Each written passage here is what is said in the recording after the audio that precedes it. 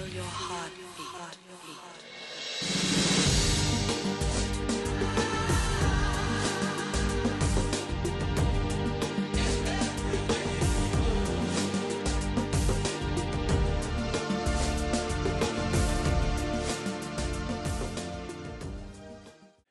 Bonjour et bienvenue à tous donc pour un nouveau tutoriel consacré à Cinema 4D et au texturing.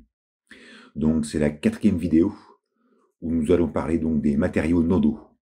Donc après avoir parlé de béton, de bois et de céramique, pardon, on va donc s'attarder à granit. Donc j'appelle granit. Donc comme toujours, ma scène est constituée de 9 sphères. Je vais donc faire des copies pour avoir 9 textures granit. Voilà, qu'on va être 3 par 3. Et donc, à chacune de mes sphères, j'applique sa texture correspondante. Hein. Comme ça, donc on va faire des rendus. On va jouer sur les paramètres. Et donc, on pourra voir comme ça les différences probantes qu'il peut y avoir. Donc, j'appelle l'éditeur de matériaux. Donc là, je vais sélectionner donc, toutes mes textures granit pour toutes les modifier à la fois. Donc, on va s'intéresser pour l'instant à couleur et au grain, mais avant toute chose, donc, on va annuler paillettes. Hein. Donc, on va mettre à 0 et à 0. On va annuler cristaux, donc opacité 0, 0. On va annuler la réflexion. Voilà, ok. Comme ça, on va vraiment se concentrer uniquement sur la couleur et sur le grain. Ok. Donc, au niveau de la couleur, donc c'est clair. Hein, voilà, vous allez choisir la couleur donc, de votre objet. Donc là, je ne vais pas faire des tests pour ne pas perdre de temps avec des rendus, mais éviter les valeurs trop élevées, enfin les valeurs maximum. Ok, en termes de saturation et de luminosité. Essayez toujours d'être en dessous des 95%. Ok, parce qu'après les rendus voilà, ça foire un petit peu. Voilà, donc là, bon, on va laisser une couleur, elle est peut-être un petit peu plus sombre. Voilà, comme ceci. Et donc, on va jouer sur le grain. Ok. Donc, en fait, notre première sphère en haut à gauche, pardon, en haut à gauche aura donc un grain à 0, un grain à fin. Et donc là, j'augmente de 10 en 10. Voilà, et donc pour la dernière, je vais mettre 100. Comme ça, on aura une valeur, la valeur maximale. Ok. Allez, je lance un rendu. Donc voilà. Donc on constate que donc la boule qui est en haut à gauche, là, donc il y a tous ces paramètres à 0 désactivés. Donc on constate déjà que la texture granit a une certaine granulosité. On sent déjà que c'est de la roche, quoi. Voilà. Et donc le paramètre grain, bah voilà, rajoute, en fait, plus que du grain, rajoute des marbrures assez petites. Le paramètre donc de grain fin est juste une valeur en fait d'opacité de ces marbrures. Voilà, donc qui donne du détail assez sympa à la texture. Voilà donc pour le grain.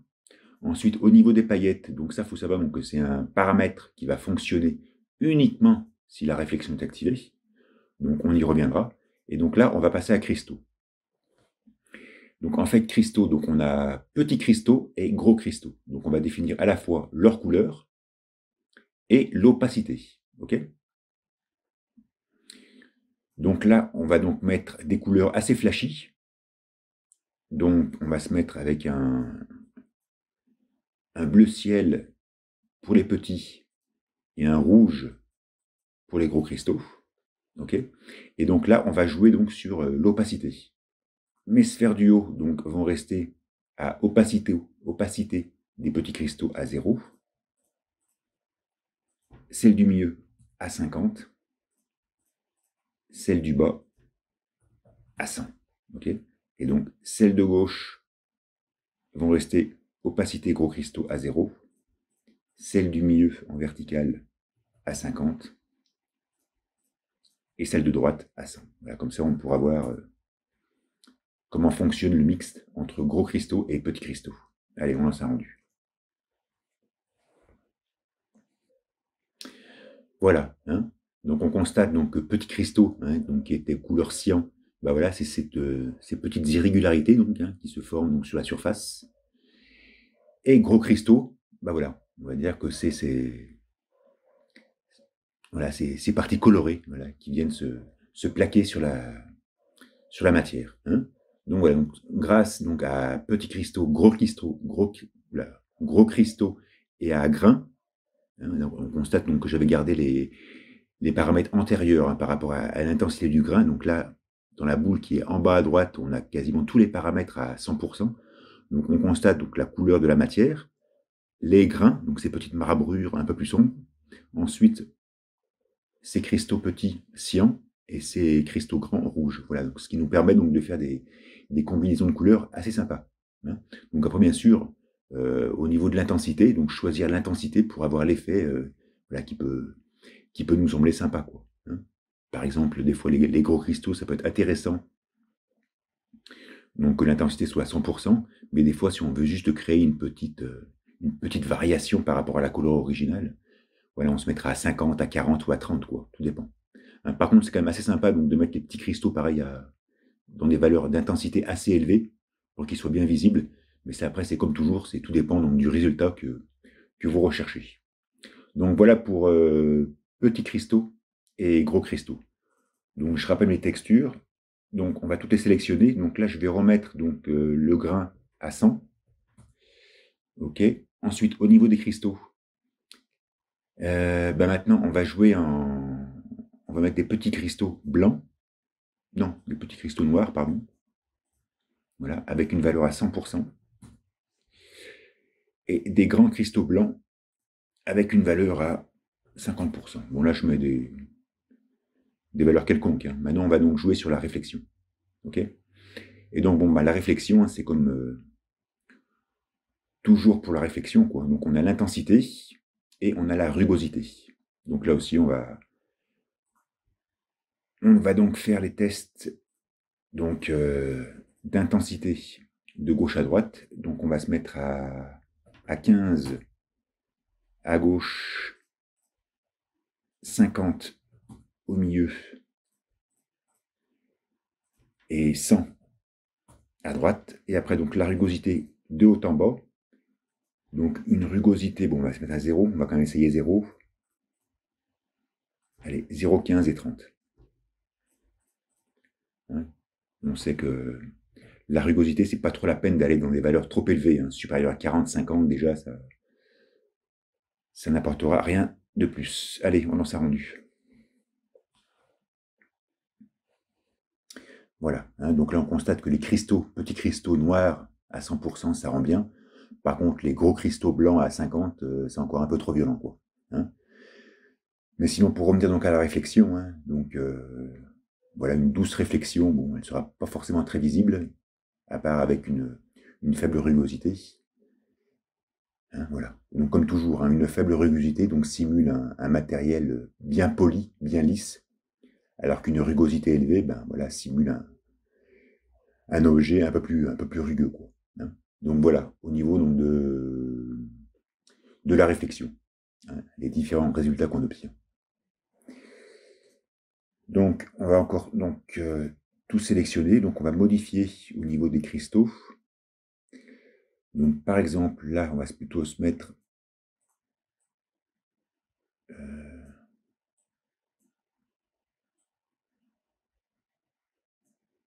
voilà, mais plutôt aller à 25% pour que ce soit beaucoup plus léger. Voilà, plutôt en orange. OK. Donc au niveau réflexion, donc intensité, on va se mettre à 50 et rugosité à 10. Et donc maintenant, on va voir le paramètre paillette. OK. Donc paillette, donc j'ai l'intensité des paillettes, la densité et l'échelle. Donc en gros, il faut savoir donc, que paillette, donc il va donc appliquer, on va dire, une texture Voronoi, hein, donc sur l'objet. Donc l'intensité, ben voilà, ça va être l'intensité de la texture. La densité, donc comment est-ce qu'elle va être répartie par rapport à l'objet, donc plus ou moins dense. Et après l'échelle. OK. Donc là, pour l'instant, on va donc jouer sur les paramètres d'intensité et de densité. Et on va donc garder une échelle à 2. Donc,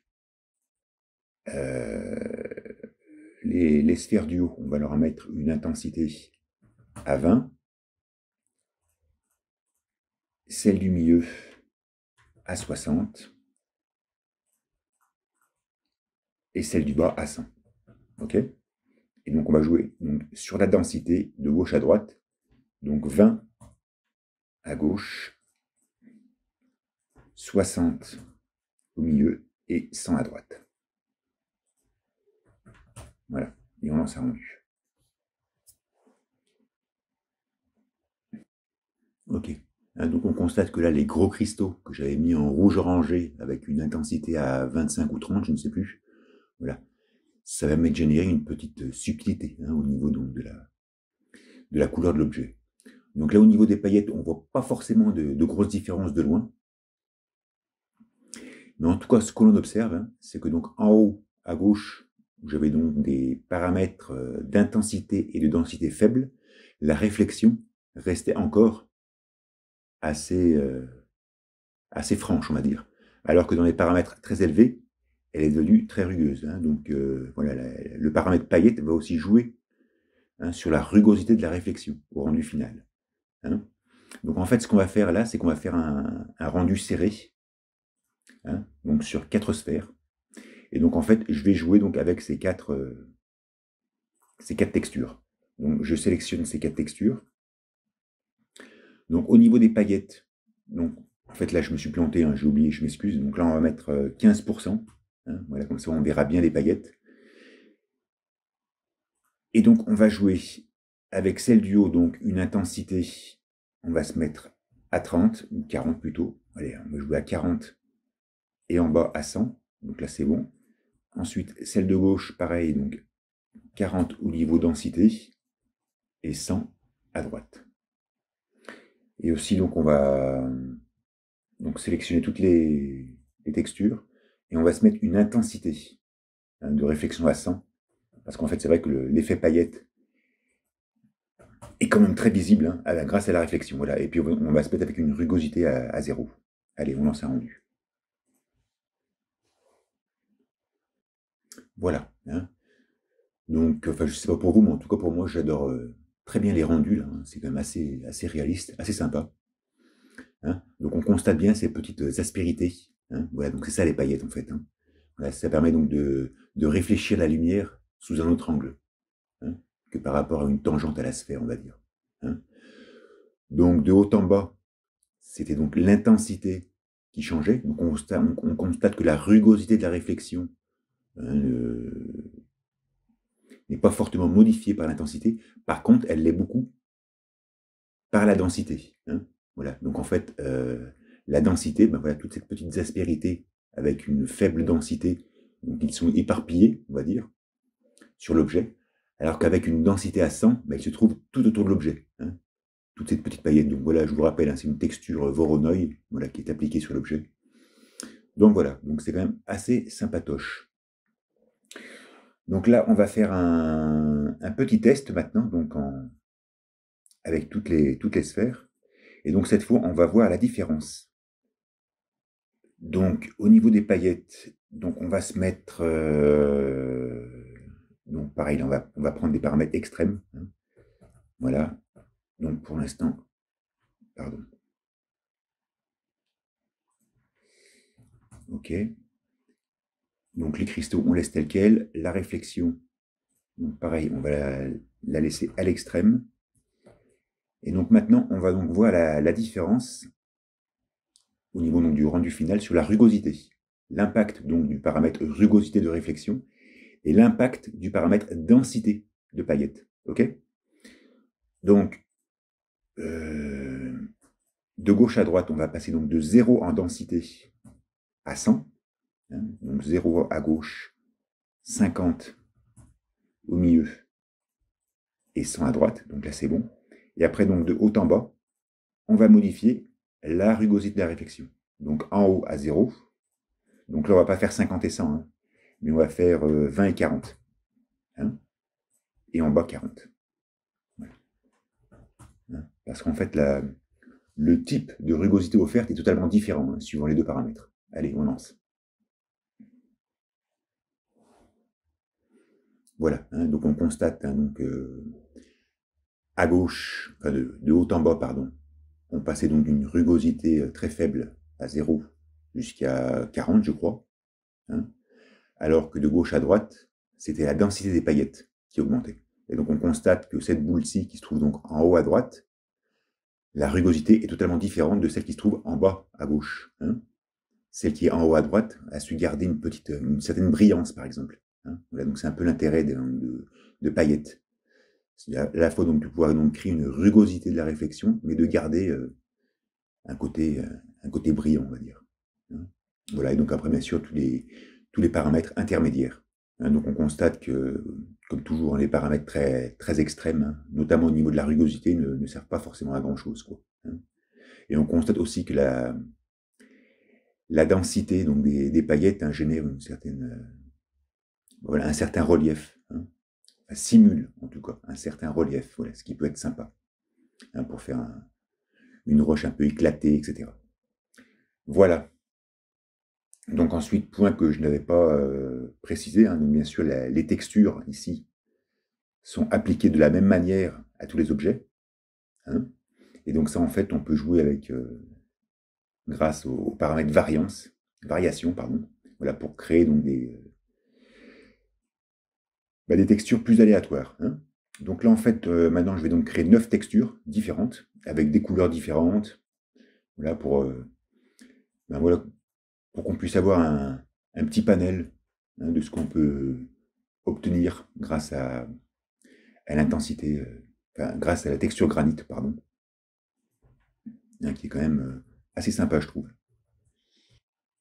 Voilà, donc je veux pas dire que je mets n'importe quoi, mais voilà, je fais un truc un peu aléatoire. Voilà, et donc, bien sûr, je pense à modifier donc variation. Hein. Donc là, il faut mettre n'importe quel numéro. Hein. Là, je répète, donc la différence entre 1 et 2 va être aussi importante qu'une différence entre 100 et 200. Donc là, vous mettez n'importe quel numéro, en fait, donc ça va générer voilà, une composition aléatoire. Voilà, hein, donc j'ai créé 9 textures bien différentes. Voilà, toujours en essayant d'utiliser une bonne variation au niveau des paramètres. Et donc, on va voir ce que ça donne. On lance un rendu. Voilà. Hein. Donc, on arrive quand même à avoir pas mal de choses bien distinctes et bien différentes. Hein. Donc, on constate surtout dans les sphères qui sont à droite, là, hein, les gros cristaux, hein, sont positionnés de manière bien différente grâce aux paramètres variation. Hein. OK. Donc, comme toujours, hein, le minéral, il faut quand même éviter des réflexions trop franches. Hein. Donc, notamment ces deux boules là du milieu sont quand même pas. Le rendu final, je trouve pas ça très terrible. Voilà. Mais bon, sinon, quand même, on peut avoir la bleue, je la trouve sympa. Celle-ci aussi. La noire aussi. Bon, après, il y a toujours pareil. Il faut toujours un peu peaufiner les paramètres pour obtenir des choses convenues. Mais en tout cas, je trouve cette texture granite très, très sympatoche. Voilà, donc pour un petit aperçu donc, de ce matériel nodal, hein, qui se trouve donc dans le menu des matériaux. Donc après granit, on va donc s'intéresser à marbre, ce sera donc la prochaine vidéo. Voilà, dans tous les cas, merci infiniment d'avoir suivi. Je vous dis à la prochaine et ciao ciao.